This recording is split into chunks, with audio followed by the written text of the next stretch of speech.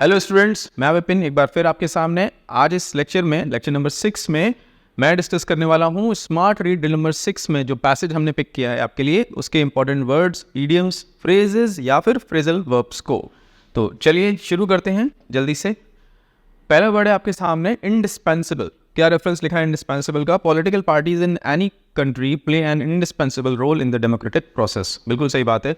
Meaning लिखा है absolutely necessary, essential या फिर that can not be done without, जिसके बिना काम ना चले।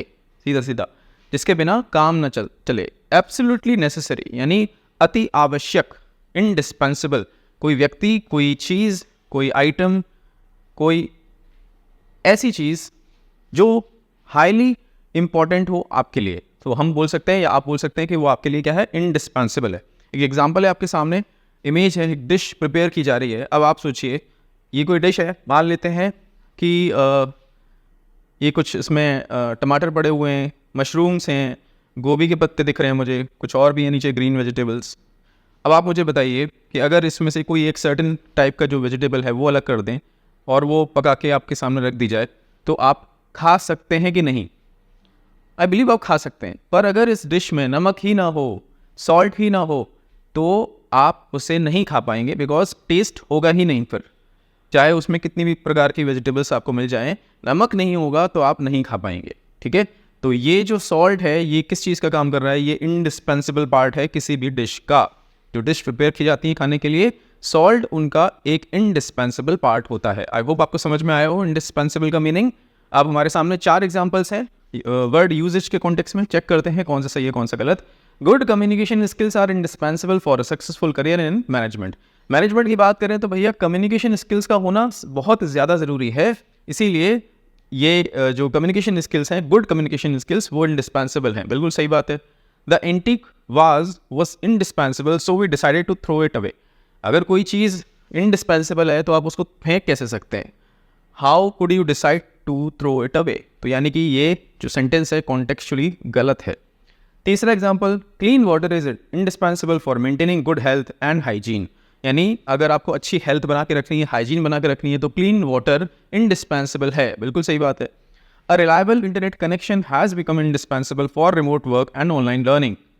इंटरनेट कनेक्शन, वो भी कैसा? रिलायबल, जिस पे भरोसा किया जा सके, लगातार बने रहने वाला इंटरनेट कनेक्शन, ये कैसा हो गया आज की डेट में? ये इंडिस्पेंसिबल हो गया। यानी बिना अच्छे इंटरनेट कनेक्शन के ऑनलाइन लर्निंग पॉसिबल नहीं है।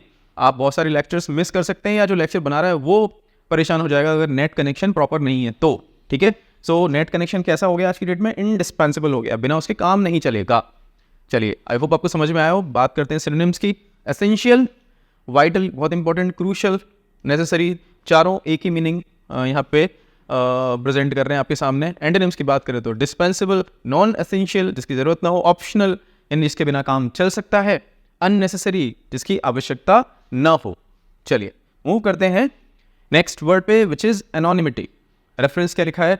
The amendments made to the presentation of the people act 1951 and other laws which provide for electoral bonds provide complete anonymity to political donors. Okay, so passage जो है आपको समझ में आ रहा होगा, इलेक्टोरल बॉन्ड्स के ऊपर है, पढ़िएगा, मजा आएगा। मीनिंग क्या लिखा है? The condition of being anonymous और हैविंग एन अननोन और अनअक्नॉलेज्ड नेम और आइडेंटिटी। सीधा सीधा नेमलेसनेस, यानी कि जिसका नाम ना हो, या आपको पता ना हो, या वो बताना ना चाहता हो। एनोनिमिटी, पुरानी मूवीज़ में ऐसे अपने सीन्स देखे होंगे, कोई फ़ोन कॉल आ रहा है, वो कौन बोल रहा है? तुम्हारी बेटी किडनैप हो चुकी है। तुम कौन बोल रहे हो? तुम्हारा शुभचिंतक। किडनैप होने की न्यूज़ भी दे रहा है और शुभचिंतक भी बता रहा है अपने आप को। ठीक है, सो ये जो कॉल हैं जिस पे कोई सामने वाला अपना नाम नहीं बताता है, ये कैसी कॉल्स हैं? एनोनिमस। घर पे लेटर्स आते थे कि ऐसे ऐसे हो जाएगा इस डेट पे तुम्हारे साथ, नीचे लिखा होता था एनोनिमस, शुभचिंतक। मतलब शुभचिंतक is not synonym to anonymous, पर वो कहना ये चाहता है कि मैं आपका कुछ भला सोच रहा हूँ, पर मैं नाम नहीं बताऊँगा कि मैं कौन हूँ। सो ऐसे लेटर्स, ऐसे फ़ोन कॉल्स एनोनिमस बोले जाते हैं, एनोनिमस। ठीक है, चलिए, अब ये व्यक्ति है कोई, इसने आपका बैंक अकाउंट हैक कर लिया है और वीडियो कॉल करके बोल रहा है कि देखो मैं हूँ तुम्हारा शुभचिंतक, मेरा नाम जानने की कोशिश मत करना, बिकॉज मैं हूँ एनोनिमस। अपना अकाउंट बचाना चाहते हो या वापस उसको रिट्रीव करना चाहते हो तो इतने पैसे यहाँ पे भिजवा दो या जमा कर दो। ठीक, एनोनिमस बंदा। एनोनिमस फोन कॉल, अभी मैंने आपको बताया, अननोन जिसका कोई नाम ना हो, एनोनिमस, क्लियर है। चलिए डिस्कस करते हैं 4 examples, 4 sentences. The artist desire for fame was fulfilled by maintaining complete anonymity. कई सारे आर्टिस्ट होते हैं वो नहीं चाहते कि उनका नाम पब्लिक में आए, तो वो क्या करते हैं, एनोनिमिटी का सहारा लेते हैं, यानी बिना नाम से काम करते हैं। तो ये जो सेंटेंस है बिल्कुल सही है। दूसरा, many donors prefer to give to charity under the condition of anonymity. बहुत सारे डोनर्स होते हैं जो कहीं पे डोनेट करते हैं, चाहे वो पैसा हो या किसी भी अलग तरीके से वो डोनेशन कर रहे हैं, वो चाहते हैं उनका नाम ना आए, सो एनोनिमिटी वो प्रेफर करते हैं, बिल्कुल सही सेंटेंस है। Online forums often allow users to post comments with a high degree of anonymity. बहुत सारे ऑनलाइन फोरम्स हैं जहाँ पे आप जब कमेंट करते हो तो वहाँ आपका नाम नहीं आता है, गेस्ट यूजर ऐसे करके लिखा हुआ आता है, सो एनोनिमिटी अगेन बिल्कुल सही है। चौथा example, whistle blowers rely on anonymity to protect themselves from retaliation. Whistle blowers जो होते हैं, यानी कि जो आवाज़ उठाते हैं किसी गलत चीज़ के अगेंस्ट में, वो किस पे भरोसा करते हैं, एनोनिमिटी पे भरोसा करते हैं। क्या करने के लिए, अपने आप को प्रोटेक्ट करने के लिए, बचाने के लिए। नहीं तो विसल ब्लोअर्स, अब किसी के खिलाफ आवाज़ उठाओगे तो ऑब्वियसली वो आपको मरवाने का प्लान करेगा, किसी भी तरीके से आपको हार्म करने का प्लान करेगा। तो जो विसल ब्लोअर्स हैं, जो गलत चीज़ के लिए आवाज़ उठाते हैं, वो कोशिश करते हैं कि वो एनोनिमस रहें। बट यहाँ पे सेंटेंस फिर गलत कौन सा था, many donors prefer to give the charity under the, ये भी सही था। Online forums often allow users to post comments with a high degree of anonymity. हाँ सही है सारे सेंटेंस, यानी कि all are correct would be the correct answer. No I am sorry, ये देखिए कितना सटल है, कितना अच्छा सेंटेंस है। देखिए ऊपर वाला, the artist desire for fame was fulfilled by maintaining complete anonymity. अब देखिए ये आप सोचिए कि आर्टिस्ट की डिजायर है कि उसको क्या मिले, फेम मिले। मैंने भी गलत इंटरप्रीट कर लिया, आर्टिस्ट की डिजायर है कि उसको फेम मिले, प्रसिद्धि मिले। अब प्रसिद्धि एनोनिमस होके तो मिलने वाली नहीं, ठीक है। सो एनोनिमिटी यहाँ पे कॉन्टेक्चुअली गलत है, पहली नज़र में मैं भी नहीं पकड़ पाया, बट जब मैंने इसको ध्यान से देखा दोबारा से, तो यहाँ पे लिखा है आर्टिस्ट की जो डिजायर थी प्रसिद्धि के लिए, यानी फेम चाहता था, वो एनोनिमिटी से फुलफिल हो गई, ये जो कि गलत हो जाएगा। एनोनिमिटी से फुलफिल नहीं हो सकती उसकी डिजायर, उसको ओपनली आना पड़ेगा कि मैं हूँ, मैंने ये काम किया है। तो this sentence was actually wrong. So हमारा जो करेक्ट ऑप्शन होगा गलत सेंटेंस वाला ये होगा, ये ऑप्शन। आई होप आपको समझ में आ गया हो एनोनिमिटी। चलिए नेक्स्ट अब हम डिस्कस करते हैं सिनोनिम्स। नेमलेसनेस, ऑब्सक्योरिटी यानी कि धुंधलापन, अनरिकग्नाइजेबिलिटी यानी पहचान नहीं पा रहे हैं, इनकॉग्निटिव, ये बेसिकली आपने गूगल क्रोम में देखा होगा, जब आप चाहते हैं कि आपकी हिस्ट्री सेव्ड ना हो आपके सिस्टम में, आपके फ़ोन में, तो आप इनकॉग्निटिव मोड का यूज़ करते हैं, यानी कि जहाँ पे आपकी हिस्ट्री सेव नहीं होती, यानी गूगल को नहीं पता या सर्च इंजन को नहीं पता कि कौन क्या सर्च कर रहा है, एनोनिमस होकर आप सर्च कर रहे होते हैं वहाँ पे। और एंटोनिम्स की बात करें तो फेम, आइडेंटिटी, रिकग्निशन, एक्नॉलेजमेंट, ये पहचान बताने वाले हैं सारे वर्ड्स। सो आई होप आपको एनोनिमस का मतलब समझ में आ गया हो। Next word is diametrical. Diametrical word में ही उसका मीनिंग छुपा है, अभी पढ़ते हैं reference. The requirement all over the world on this issue, on the other hand, has been the diametrical opposite. Okay, meaning क्या लिखा है, completely opposed or entirely different, पूरी तरीके से उल्टा, entirely different, पूरी तरीके से बदला हुआ, हाँ, completely opposed, opposite ऐसे ले सकते हैं। और diametrical में diameter छुपा हुआ है, diameter व्यास होता है हमारे ज्योमेट्री में, सर्किल में, अगर हम ऐसे सर्किल ड्रॉ करें और सेंटर से होके एक स्ट्रेट लाइन दूसरे सर्कमफ्रेंस के सामने आप वहाँ पे किसी पॉइंट पर टच कर दें, स्ट्रेट लाइन होनी चाहिए। तो ये जो आपकी लाइन हो गई, ये हो गई डायमीटर। और डायमीटर का मतलब हो गया, डायमीट्रिकल का मतलब हो गया, ये दोनों जो पॉइंट्स हैं ए एंड बी, ये आपस में कैसे हैं, ऑपोजिट हैं, आपस में ऑपोजिट हैं, कंप्लीटली ऑपोजिट, दोनों में कोई मेल नहीं हो। चलिए कॉन्टेक्स्ट के साथ 4 एग्जाम्पल्स हमारे सामने। The 2 politicians held diametrical views on the issue of health care reform. बिल्कुल सही है, दो पॉलिटिशियंस हैं, दोनों के अलग अलग विचार हैं, बिल्कुल अलग विचार है, तो डायमेट्रिकल व्यू पॉइंट्स हैं उनके। Their opinions were in diametrical opposition making compromise impossible. Okay, यानी कि एक व्यक्ति का एक ओपिनियन है, दूसरे का बिल्कुल दूसरा है, तो उनके बीच में जो कॉम्प्रोमाइज़ है वो कैसा है, इम्पॉसिबल है, यानी कॉम्प्रोमाइज़ हो ही नहीं सकता। ऐसे केसेस में जैसे मान लीजिए कि किसी व्यक्ति ने कोई गाड़ी टक्कर दी और किसी के घर वाले को इंजरी हो गई।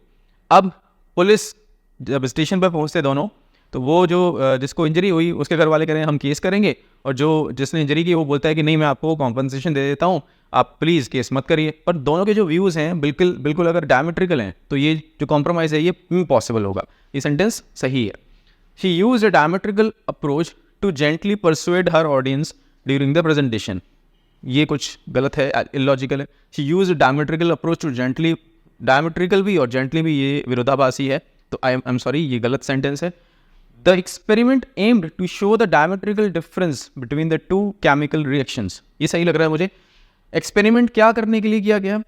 दोनों केमिकल्स के जो रिएक्शंस हैं उनके बीच का जो डिफरेंशिएशन है वो शोकेस करने के लिए उन्होंने यूज़ किया, तो ये सेंटेंस हमारा सही है। ये एक्सपेरिमेंट इसलिए किया गया।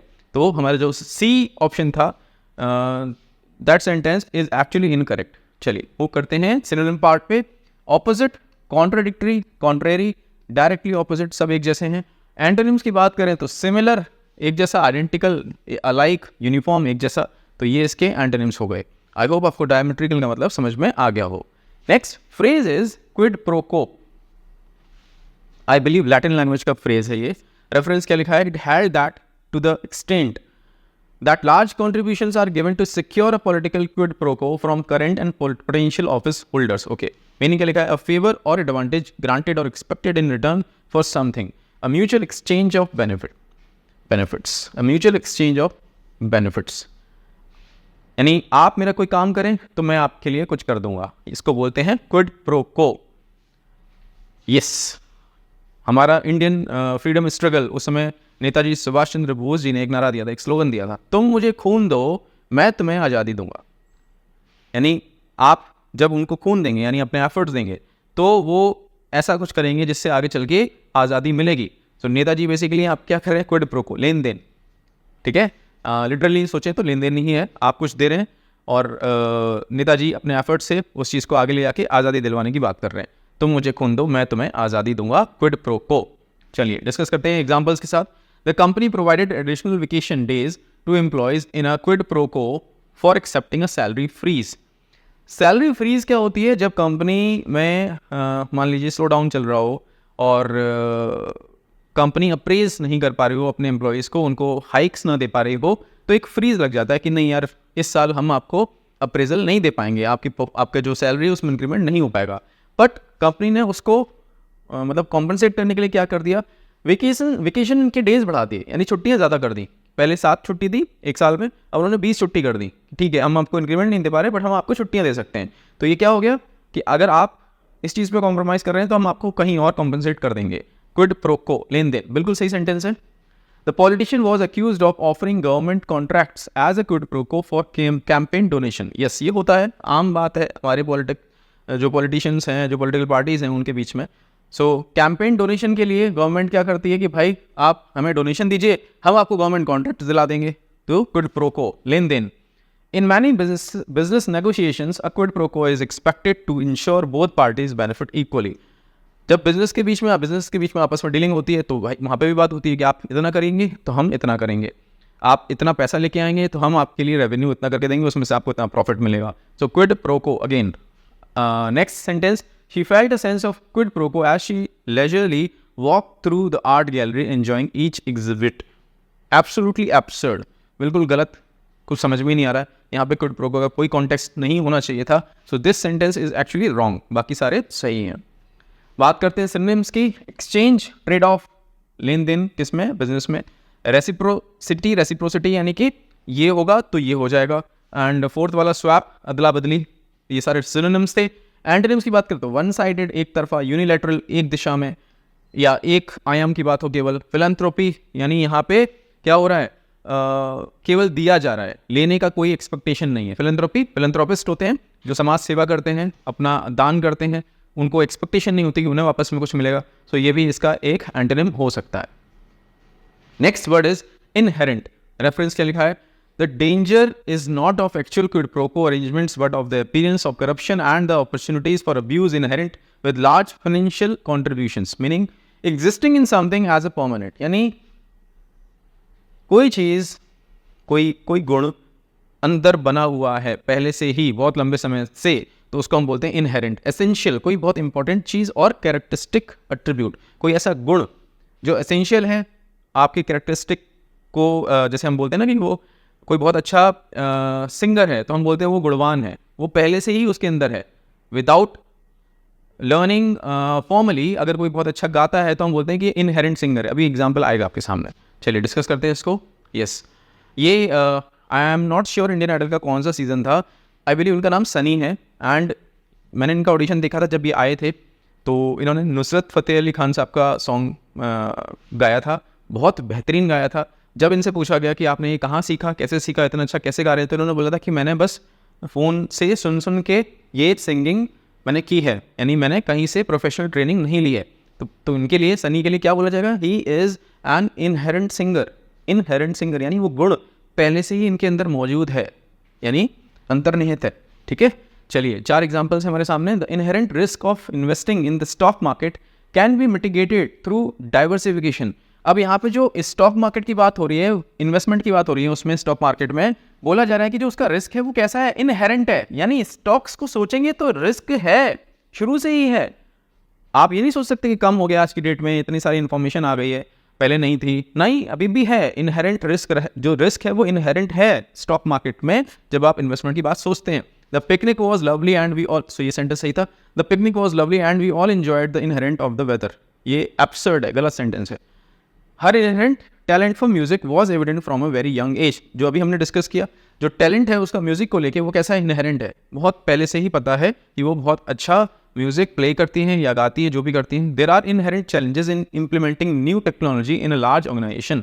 बिल्कुल सही बात है। जब कोई बहुत बड़ी ऑर्गेनाइजेशन होती है, लाइक टाटा मोटर्स का एग्जाम्पल ले लीजिए या रिलायंस इंडस्ट्रीज़ का एग्जाम्पल ले लीजिए, अगर ऐसी ऑर्गेनाइजेशंस में अगर हम कोई नई टेक्नोलॉजी इंप्लीमेंट करें तो ऑब्वियसली कैसे चैलेंजेस जो होंगे वो कैसे होंगे, इनहेरेंट, यानी बहुत मेहनत करनी पड़ेगी इतने बड़े स्केल पे कोई नई टेक्नोलॉजी को इम्प्लीमेंट करने के लिए।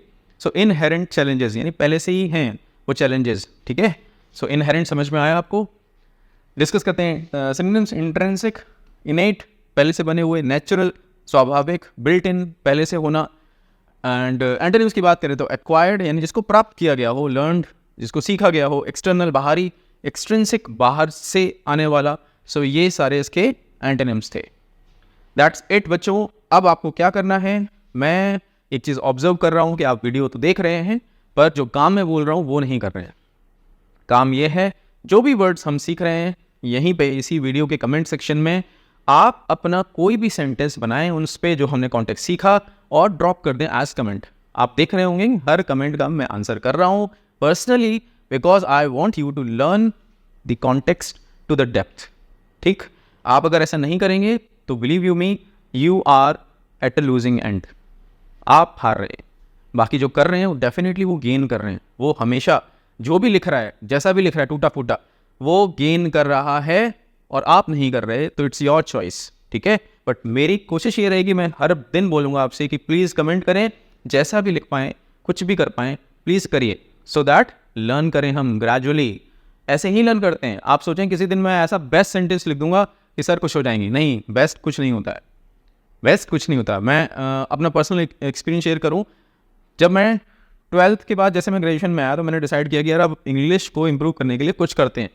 तो मेरी सिस्टर पटियाला रहती थी एंड उस समय हम लेटर लिखते थे, ये सब मेल्स वगैरह नहीं होते थे, तो लेटर्स लिखते थे। तो मैंने डिसाइड किया कि मैं अपनी सिस्टर को लेटर लिखूंगा इंग्लिश लैंग्वेज में। एंड मैंने वो पूरा लेटर जो मैंने लिखा इंग्लिश लैंग्वेज में वो मैंने पूरा पैसिव वॉइस में लिखा। सो मेरे जो जीजा थे उस समय उन्होंने बोला कि यार ये क्या लिख दिया इसने, सोनू ने, हाँ मेरे घर का नाम सोनू है, कि ये क्या लिख दिया, ये क्या ऐसे लिखते हैं। तो मेरा मजाक उड़ा फैमिली में। It's okay, it's fine, it was fine, absolutely. मैंने नहीं छोड़ा, फिर भी मैंने नहीं छोड़ा, मैं लिखता रहा, टूटा फूटा टेढ़ा मेढ़ा। लोगों ने मजाक उड़ाया, कहते थे पता नहीं क्या हो गया इसको, क्यों लिखने में इतना इंटरेस्ट रहता है इसको, जब नहीं लिख पाता तो क्यों लिखता है। तो ऑब्वियसली यार नहीं लिख पाता तभी तो लिखने की कोशिश करता हूँ। आप क्यों नहीं कर रहे, करिए भाई प्लीज़। ठीक है, सो एक एक्सपीरियंस शेयर किया सो दैट थोड़ा सा मोटिवेशन बढ़े, और ये रियल लाइफ एक्सपीरियंस है, मैं यहाँ पे कुछ भी झूठ नहीं बोल रहा हूँ आपको, ऐसा हुआ था मेरे साथ। And secondly, this is my user name on Telegram, I am available on Telegram on this user name. जितने बच्चों ने सब्सक्रिप्शन ले रखा है उसमें से मैक्सिमम ने अभी तक ग्रुप ज्वाइन नहीं किया, मैक्सिमम ने, ट्रूली स्पीकिंग, क्योंकि आपको शायद नहीं पता हो, मेल आपके पास आया होगा, आपने लिंक पे क्लिक नहीं किया।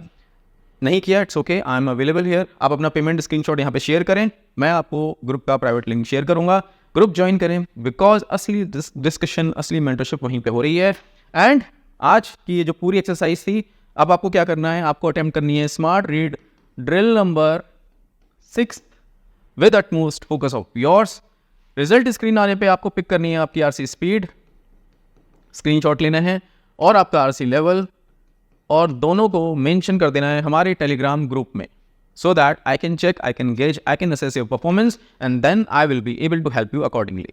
So guys, मिलता हूँ नेक्स्ट वीडियो में कुछ नए वर्ड्स के साथ। Take care.